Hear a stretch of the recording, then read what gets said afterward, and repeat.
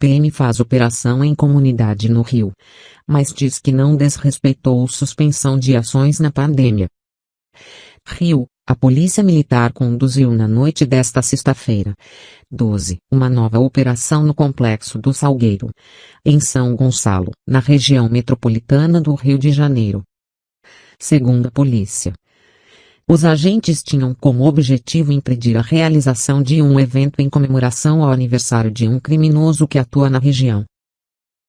A ação ocorreu a despeito da determinação do ministro Edson Fachin, do Supremo Tribunal Federal, de suspensão de operações policiais em comunidades do Rio de Janeiro até o fim da pandemia do novo coronavírus. No último dia 5, em decisão liminar favorável a um pedido do Partido Socialista Brasileiro, Fachin determinou que as operações só ocorressem em hipóteses absolutamente excepcionais, que devem ser devidamente justificadas por escrito pela autoridade competente, com comunicação imediata ao Ministério Público do Estado do Rio de Janeiro.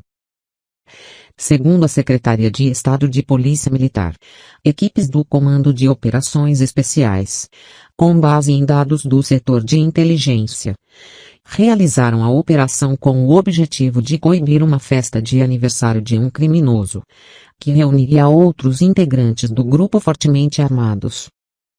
A operação, que teve apoio de um helicóptero, contou com policiais militares do Batalhão de Operações Policiais Especiais e do Batalhão de Choque. De acordo com a polícia, não houve registro de confronto, prisão ou apreensão. O aplicativo Fogo Cruzado, que disponibiliza informações coletadas por usuários, imprensa e polícias, relatou que houve tiroteio na noite desta sexta-feira no Complexo do Salgueiro. Outro aplicativo, Onde Tem Tiroteio, RJ, também registrou a ocorrência de disparos na região no início da madrugada deste sábado. A Secretaria de Estado de Polícia Militar afirma que a operação se enquadrou na excepcionalidade prevista na decisão do Supremo Tribunal Federal e com todos os cuidados previamente descritos previstos neste caso. Ressaltamos que serão adotadas todas as medidas junto ao Ministério Público, bem como a justificação por escrito sobre os motivos da ação, além de adoção de cuidados especiais, devidamente descritos pelo Comando, afirmou a Secretaria de Estado de Polícia Militar, em nota. Procurado pela reportagem, o Ministério Público do Estado do Rio de Janeiro ressaltou, em nota, que a decisão de Fachin, em nenhum momento, inibe ou determina que o aparelho policial deixe de cumprir a sua atividade. O que a decisão recomenda é que, em face da atual epidemia de Covid-19, a realização de diligências, naturalmente, se faça redobrando as cautelas devidas, partindo do pressuposto que o fluxo e a densidade de pessoas em tais locais ou comunidades, por enquanto, seja maior do que o normal, em virtude da política de isolamento social ainda em prática. Para o MPRJ, não é imperativa ao Estado a obtenção de autorização para a realização de medidas ou ações policiais imprescindíveis, sendo indispensável apenas que haja comunicação subsequente, de maneira imediata.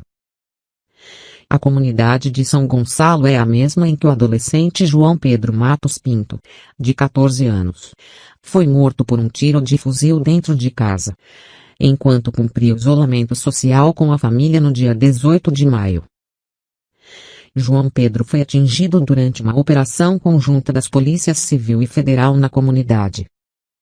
O menino foi levado pelos policiais em um helicóptero da PM.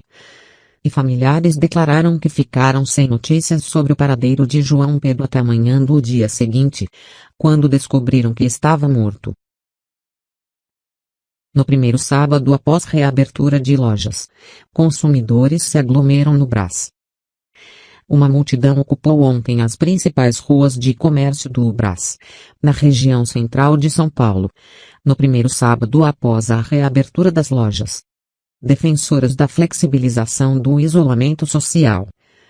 Entidades do comércio reconheceram que enfrentam dificuldades para fiscalizar o cumprimento das medidas de proteção da prefeitura e do governo. No início da tarde, Consumidores circulavam com sacolas de compras nas imediações do Largo da Concórdia e havia quem dispensasse o uso de máscaras. Apesar do decreto que determina a obrigatoriedade do equipamento em locais públicos, em vigor desde o início de maio. Outra medida não observada pelos frequentadores é a necessidade de se manter a pelo menos 1,5 metro de distância das outras pessoas. Diretor da Associação de Lojistas do Brás, Lauro Pimenta estima que 200.000 consumidores passaram ontem pela região. Em uma situação normal seriam de 800.000 a 1 milhão de pessoas. É hipocrisia dizer que não vai ter aglomeração no Brás. São 4.000 lojas e 8.000 boxes. Só a movimentação interna já é grande. Mas o lojista está preocupado e tem medo de fechar de novo, afirmou. De acordo com a Prefeitura de São Paulo, a fiscalização dos protocolos de reabertura deve ser feita por autotutela. Ou seja, as próprias associações de classe têm de observar o cumprimento das normas. O Poder Municipal vem fiscalizando apenas os estabelecimentos que estão reabrindo de forma indevida e o comércio ambulante regular, por meio das subprefeituras e da Polícia Militar. Entidades do comércio admitem a dificuldade para fiscalizar. Infelizmente, não existe uma estrutura de fiscalização. Fizemos uma cartilha das regras para orientação aos lojistas como proceder.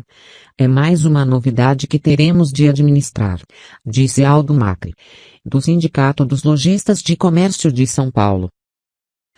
Ele afirma que a fiscalização é uma responsabilidade a mais, principalmente em um cenário que nem sempre o cliente colabora. Há consumidores que não querem colocar o álcool em gel. Ainda tem gente que não usa máscara e temos de colocar máscaras na porta. Alfredo Cotati, presidente da Associação Comercial de São Paulo, sugere que a prefeitura assuma a fiscalização. Uma associação não tem como fiscalizar 1 milhão de comerciantes. Nosso papel é de orientar e pedir para seguir as regras. Estamos fazendo esses ajustes. Os dirigentes apostam que a situação deve se normalizar nos próximos dias. Depois de 90 dias fechado, temos de convir que, por mais que essa retomada pudesse ser programada, ela foi feita de forma ainda desorganizada. À medida que formos orientando, os comerciantes vão se adequando aos protocolos de segurança, disse Cotati. O termo de compromisso para a reabertura foi firmado com 27 entidades, que se comprometeram a adotar medidas de distanciamento social, higiene, orientação dos clientes e dos colaboradores e compromisso para a testagem, além de horários alternativos de funcionamento.